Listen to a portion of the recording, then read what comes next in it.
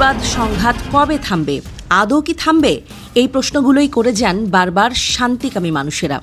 তবে কেউ কেউ শুধু প্রশ্ন না রেখে বাস্তবেই মানুষের ওইসব নেতিবাচক বৈশিষ্ট্যগুলো থামাতে তৎপর থাকেন, কিন্তু তা টেকসই হয় না, কারণ মানুষ সংঘাতে জড়াবেই।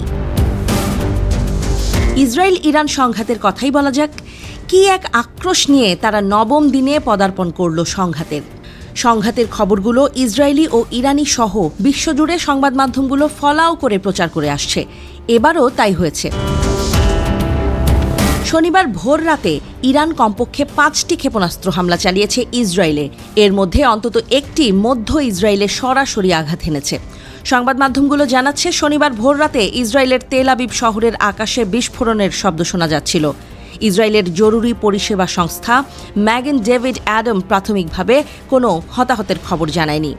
ইসরায়েলি নাগরিকদের আশ্রয়স্থল ছেড়ে যাওয়ার নির্দেশও দেওয়া হয়েছিল। তবে এর কিছুক্ষণ পরেই ইরানের ক্ষেপণাস্ত্র হামলার পর তেল আবিব জেলা ভবনে আগুন জ্বলতে দেখা যায়। ইসরায়েলবাসী দিনরাত পার করছেন আশ্রয়কেন্দ্রে যাওয়া আসা করে, নির্দিষ্টভাবে এবারের ভুক্তভোগী তেল আবিব ও হাইফাবাসী। ইসরায়েলের ওয়াইনেট সংবাদের খবরে বলা হয়েছে, মধ্য ইসরায়েলের তেল আবিব জেলার হলনে একটি আবাসিক ভবনের ছাদে আগুন ধরতে দেখা যায়। পরে আগুন নেভানোর জন্য জরুরি কর্মীরা তৎপর হন। ইসরায়েলি সংবাদ মাধ্যমটি জানিয়েছে, শনিবার স্থানীয় সময় ভোররাত 2:30টার পর মধ্য ও উত্তর ইসরায়েল জুড়ে ক্ষেপণাস্ত্র বিস্ফোরণের শব্দ পাওয়া যায়। ক্ষেপণাস্ত্রটি সরাসরি আঘাত এনেছে নাকি টুকরো কোনো অংশের কারণে আগুন ধরেছে তা স্পষ্ট নয়। ম্যাগেন ডেভিড অ্যাডাম জানিয়েছে, ইরানের সর্বশেষ ক্ষেপণাস্ত্র হামলার পর তারা কোনো হতাহতের খবর পায়নি।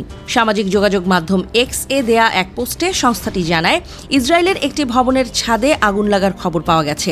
এছাড়া আর কোনো বড় ঘটনার খবর পাওয়া যায়নি। পোস্টে আরও বলা হয়, ভবনটির বাসিন্দাদের নিরাপদে সরিয়ে নেওয়া হয়েছে। এখন পর্যন্ত কারও কোনো আঘাতের খবর পাওয়া যায়নি। ইরানের এটা ছিল পাল্টা আঘাতের 18তম ঢেউ। এই হামলায় ইরান এবার ব্যবহার করে তার অভ্যস্ত ব্যালিস্টিক ক্ষেপণাস্ত্র ও শাহেদ 136 ড্রোন, এবং এবারের হামলাতেও ইসরায়েলের কথিত মারদাঙ্গা আকাশ প্রতিরক্ষা ব্যবস্থা বিতর্কের মুখে পড়ে। যদিও ইসরায়েলি প্রতিরক্ষা বাহিনী দাবি করেছে যে তারা ক্ষেপণাস্ত্র ও ড্রোন হামলা প্রতিহত করেছে, কিন্তু সবগুলো ঠেকাতে ব্যর্থ হয়। 13ই জুন ইরানের পাল্টা আঘাত শুরুর পর থেকেই ইসরায়েলের বিশ্বনন্দিত আকাশ ও ক্ষেপণাস্ত্র পরীক্ষা ব্যবস্থার কার্যকারিতা নিয়ে প্রশ্ন উঠেছে।